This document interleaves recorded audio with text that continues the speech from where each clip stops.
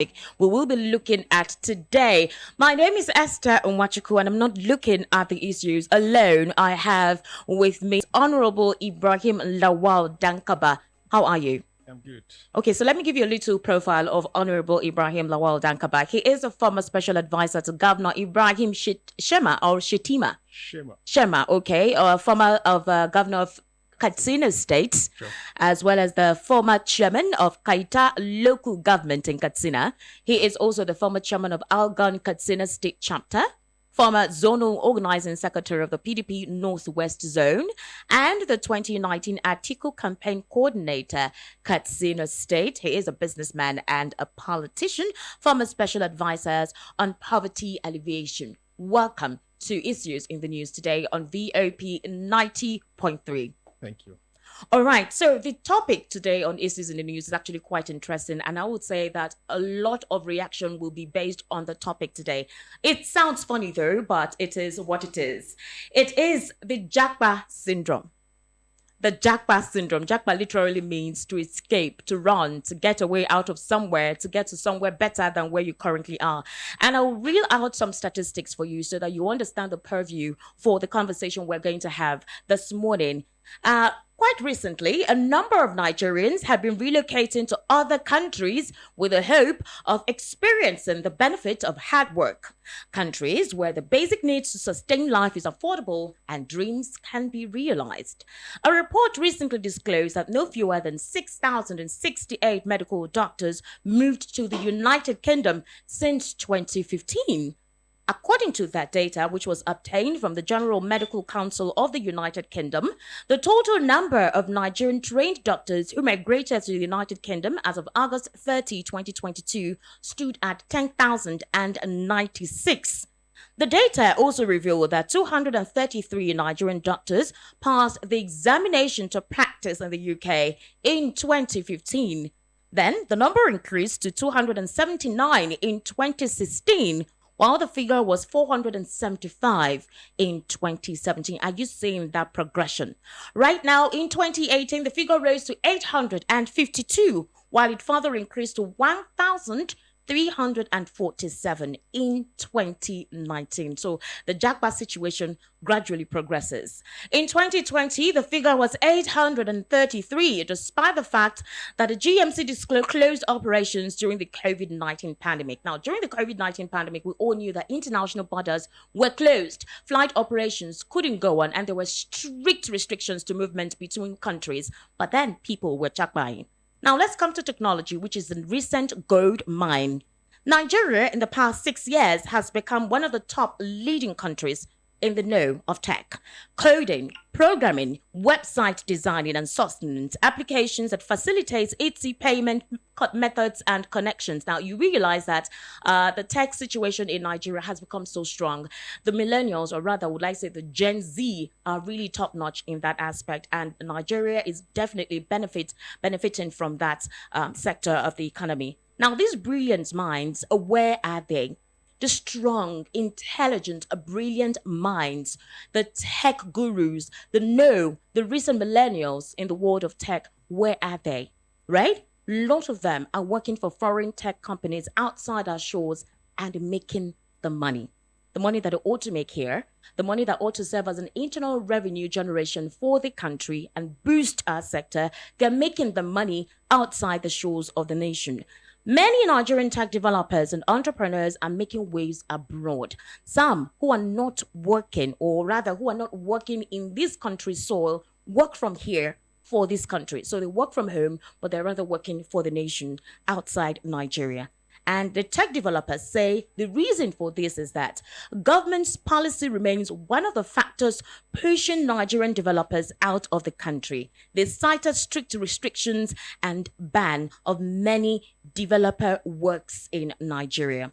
Others state that the Nigerian government keeps restricting and putting on hold so many opportunities that should be leveraged for the betterment of the country and its developers. According to these tech developers, foreign clients value the mental health of their staff members and see them as assets.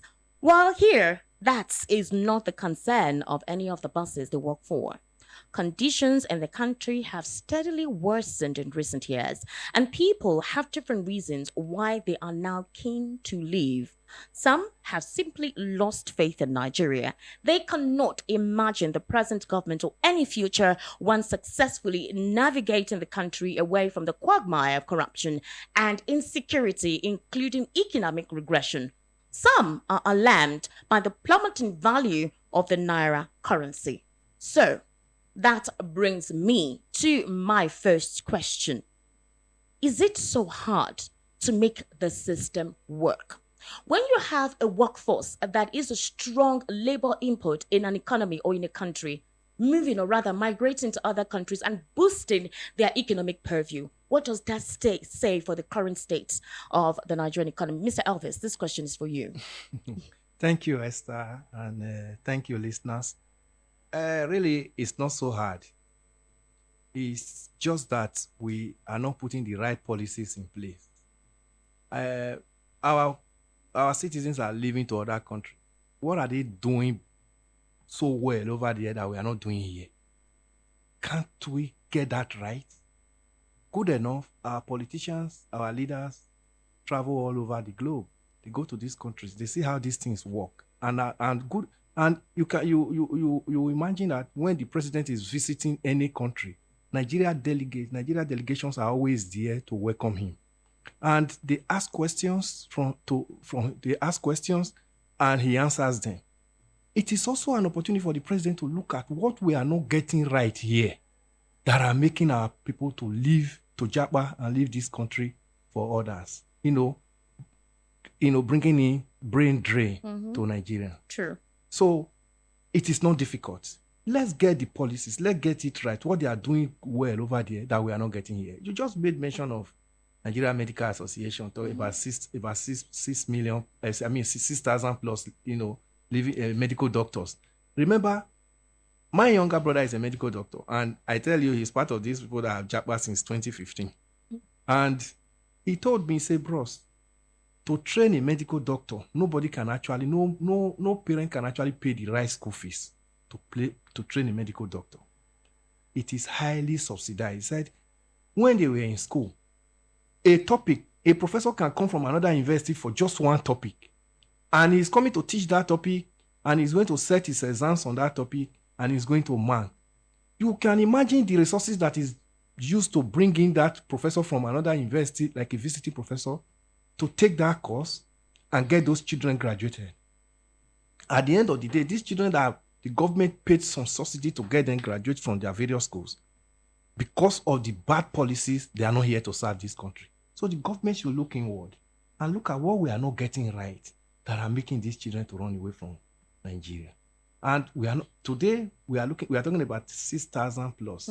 I'm telling you that my younger brother told me that it is not up to 3 of them that are left in Nigeria that graduated the same year. Okay. This is over 40-something that graduated, not up to 3 that are left. This is not peculiar to him alone. It's since that time till now, Nigerian doctors and nurses and even health workers are living in droves. So we must ask that question: what are they getting right over there that we are not getting right here? And that will be able to help us to stem this tide of relocating. Because a time is coming, you will see the hospital building opened, but there will be no personnel to attend to patients. And you know what? There's supposed to be a number of doctor-patient ratio. Yes. We are falling short of that so much. Extremely short of that. Yet, the trend is still not worked on. Our children are still moving. And more, even those in the medical school now will still tell you, oh boy, enough is stay here. What does that mean? Something is wrong somewhere. Part of what is wrong is what we are seeing. 7 months now, almost 6 months plus now, the higher institutions, dogs are locked and the kids are thrown into the ocean. These are some of the policies that the government should look into and make things work so that we can even we have more to work for us here and be exporting. So many countries export, yes, because they have so many that are under good condition in their respective country. They are working there. They also export to bring in this foreign exchange. We are talking of, Nigerians in diaspora. Do you know how much they remit? but they are not living. Nigerians that are living out of frustration. But if we get it right, somebody have a good job and is well paid here. The few ones that say, okay, let me just go and try other places. It's not because they are frustrated. That's why they are leaving. But our children that are living out of frustration. They are writing exams and they are leaving. In fact, recently, most students who are writing foreign exams, especially in the UK, Canada, and the US, because they want to pay their fees, of course, either in pounds or in dollars, they've been finding it very difficult for the Naira-dollar exchange. So the new system now is to look for ideas or platforms where you can exchange. So if you're in London and you need a pound equivalent, you have to indicate on that platform that is what you need, and persons are cashing out of it. But the problem with this scenario is this. According to the CBN governor, there have been strict policies put in place to monitor how forex is being used. And the idea is also to monitor Boko Haram and ISWAP. Apparently, they're using monies to buy arms and weapons through which they're inflicting the hostile situation that we're currently experiencing in the north and in the northeast, and now actually is across the country. But would we say that it should be to the detriment of a lot of Nigerians who rely on this method for transaction? That's number one. Number two, a situation where we have an educational system that has become so dilapidated, and it seems that there is no agency or structure keen to reform this, whereby they are encouraging the repatriation of persons having to migrate to other countries to study. Would we say that there needs to be a drastic reform as soon as possible? It's beyond that negotiation on the table. It's beyond having a conversation. There needs to be action as soon as possible. How quick do you think the government should respond to this? As fast as possible. We see them signing what they call presidential order for some other things that are not as important as education. Education is the bedrock of every other development you can think of in this world. If you can sign presidential order for other many things. In fact, recently 168 billion was signed up to Malaysia for research. Why don't you sign presidential order to resolve this ASU government issues that have been lingering since 2009 in this nation? Why don't you just get it right and say, before there was so much problem between government and ASU, but this government came. If that is the only achievement, then our children can sit down here and get educated here, and also look at, as soon as they are leaving the school and they are getting out of the school, you are looking at how job placement for these children.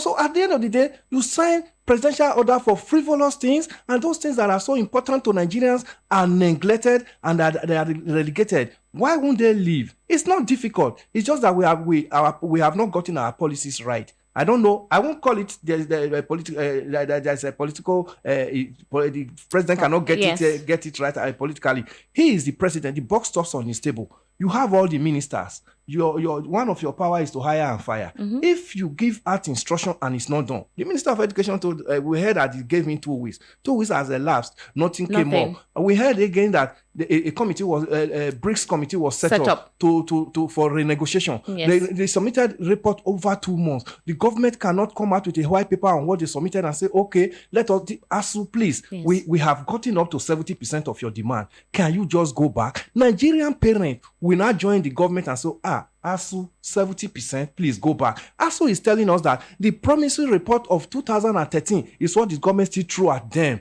and say, go back. All your negotiation, we'll start considering them in 2023 budget. 2023 budget that we have just been told now that government is borrowing 11 point something trillion out of what? Out of 19 trillion, they are 19 point something trillion they are budgeting. So this is what I'm saying, telling you that the government has not had the willpower for them they have not taken it serious that education need to be strengthened in this nation to stem this tide of migration and brain drain that this country is currently experiencing. And you recall that in the past 7 months that students have been at home, supposedly, a lot of them has used the opportunity to facilitate themselves getting out of the country. Esther, let me tell you, I am a victim. 2 of my children are in the public university. I cannot afford private. It's not even compulsory that you must go to. When we were in school, nobody was talking about private institutions. We went through public schools. True. I have paid all the fee because of the part of the facilities ASU is talking about. Have you gotten to students' dormitory? That's true. How dilapidated they are. ASU is that these children are reading under very harsh economy.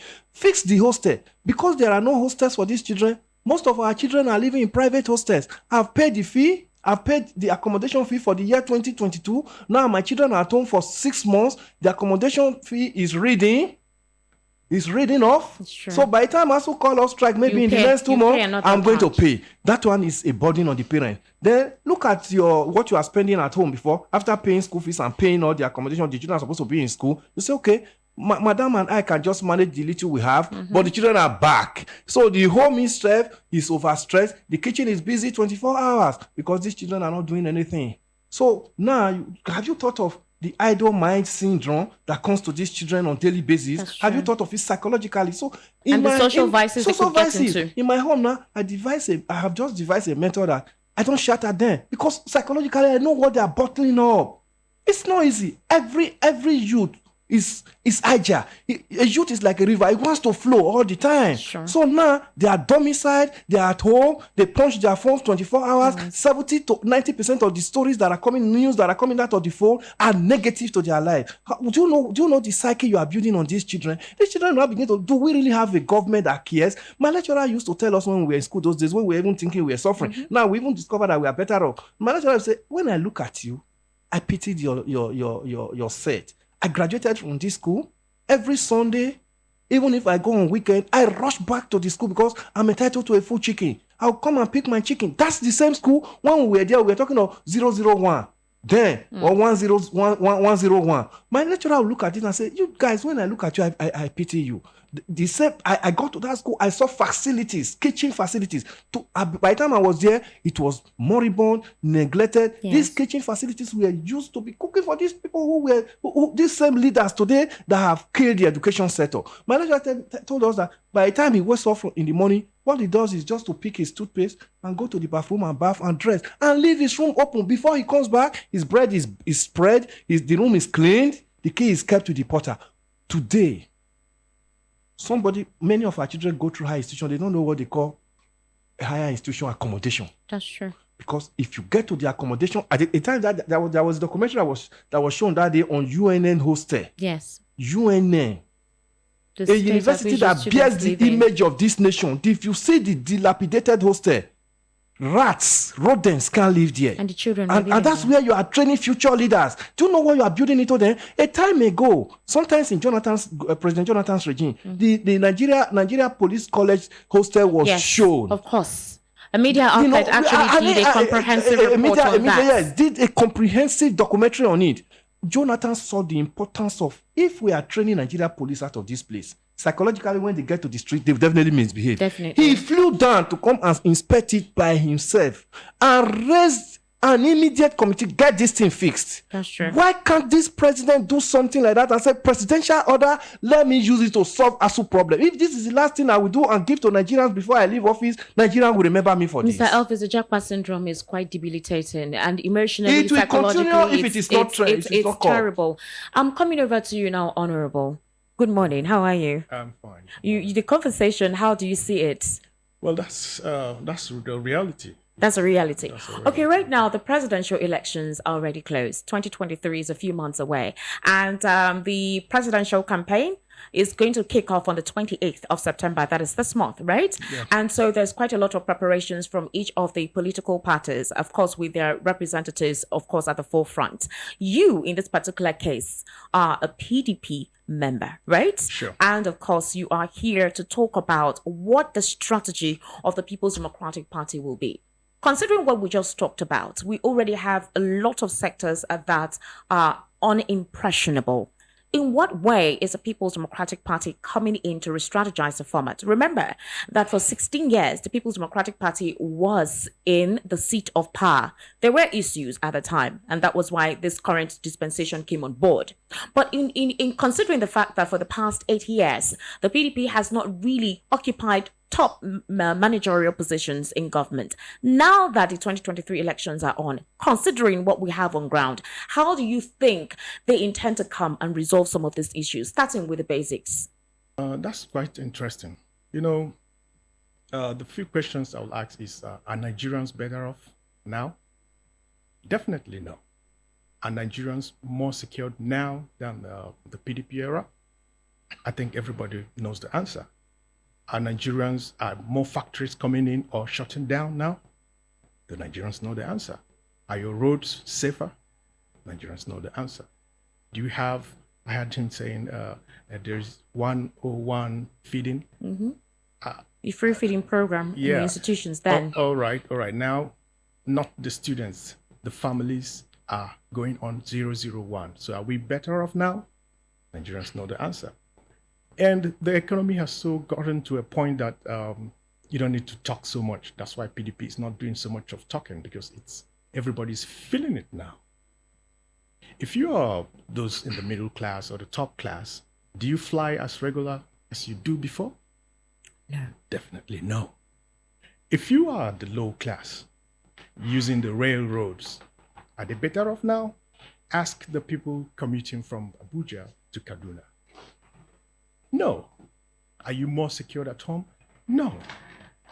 So, if you ask the average Nigerians, what will you prefer? Would you prefer to go back to the PDP era?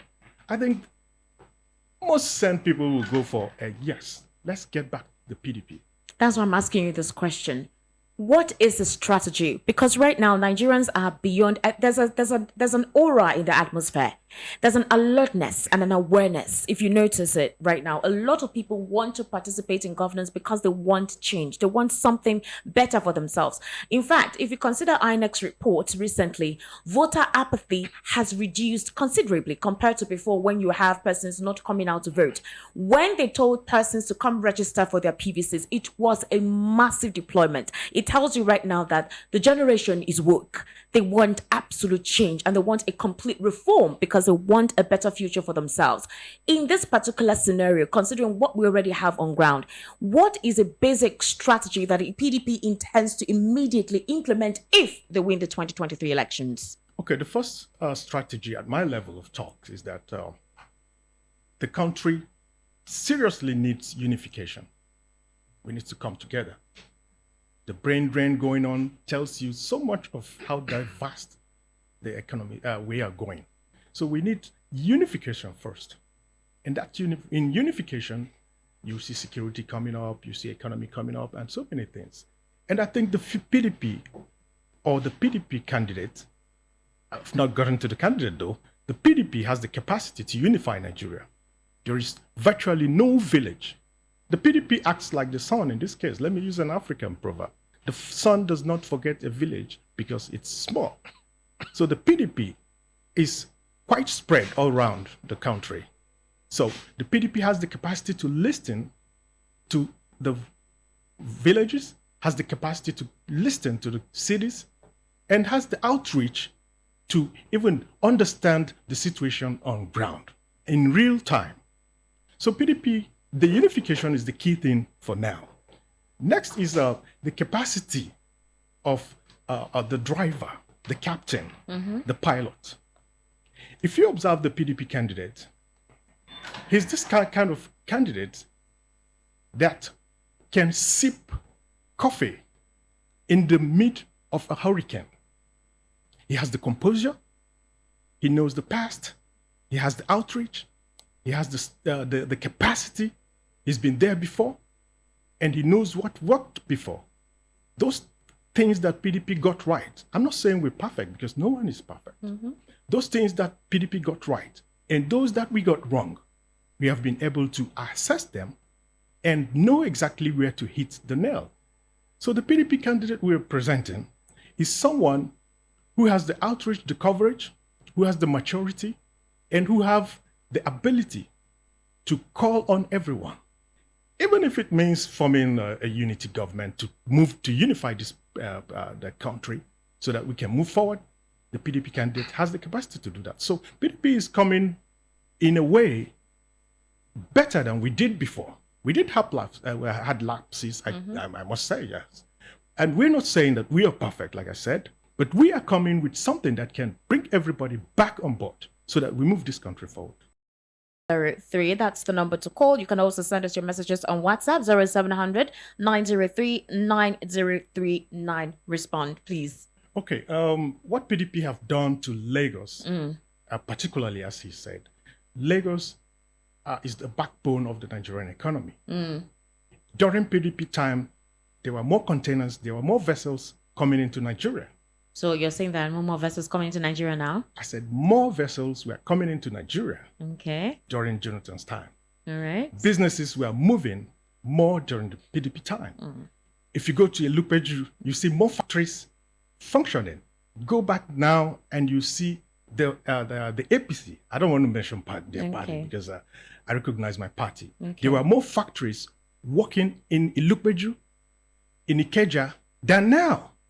So PDP was in charge of the economy. They did their best in keeping the economy afloat. Okay. We did not submerge the vessel. So go to Apapa, you see more vessels. How many vessels are getting there, are getting out of it? During PDP time, universities were being attended. At least life was a little better.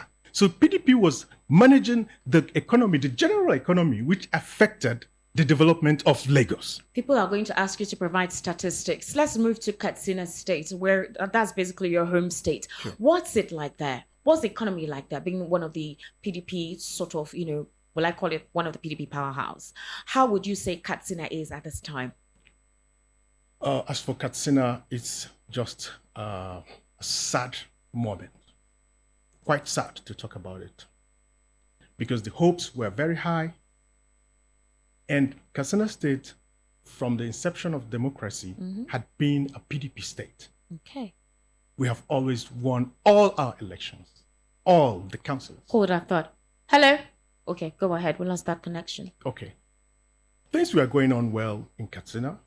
We had local government elections, which never happened. Now, for 7 years in the president states, there had been no election, local government. It just happened some few months ago. So, the economy in Katsina State had literally crumbled. Security has, in fact, even the president is not safe in Katsina because his convoy was attacked sometimes. So, Katsina State... Hold that thought. Hello, good morning. Oh, sorry. This is Ben. Can you hear me? Oh, Ben, you're calling back.